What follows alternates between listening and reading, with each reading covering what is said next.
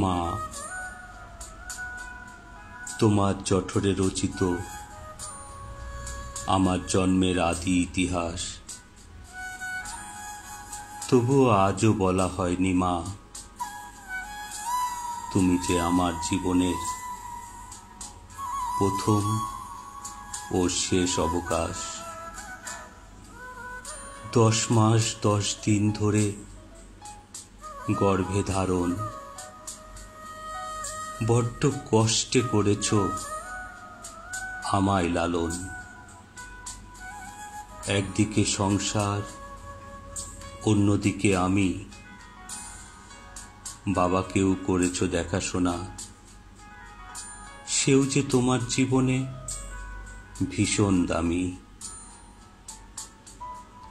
ভেবেছ কি কখনো তাই নিজেকে কি পড়লে মানায়?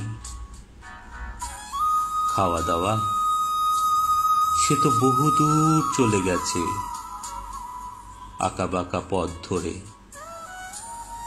সকালের খাবার মুখে তোলো দুপুর 12টার পরে।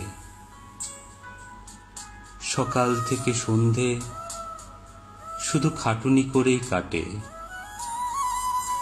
ক্লান্তি তো আসবেই, তুমিও যে মানুষ বটে। মা,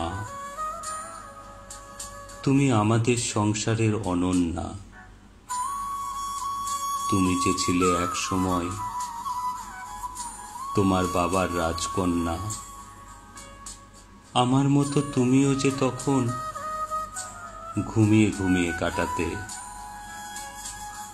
দিন গড়িয়ে কখন রাত্রি এলো সে খবর কি কখনো রাখতে? দিদিমাকে বলতে তখন, আচ্ছা মা, এত কাজ কি শরীরে সয়?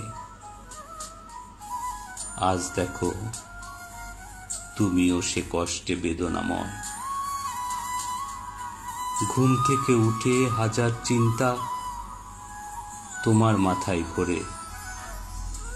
বোনের স্কুল, আমার কলেজ, বাবা যাবে কাজে, খাওয়া দাওয়া করে। সব দিকটা সামলাতে ব্যস্ত তুমি রান্নাঘরে। মা, তুমি সত্যিই অনন্যা। আমার স্বপ্নগুলো যখন 4 দেওয়ালের মাঝে বন্ধ করে, তখন তোমার প্রতিশ্রুতি আমায় এগোতে সাহায্য করে। সংসারকে আগলে রেখেছ মায়ার চাদরে। প্রতিটা সমস্যা সমাধান করো কি দারুণ করে। সংসারের আনাগোনায় নিজেকে ফেলে রেখেছ এক কোণায়। মা, মাগো, তুমি কেমন আছো? বলা হয়নি কখনো তোমায়।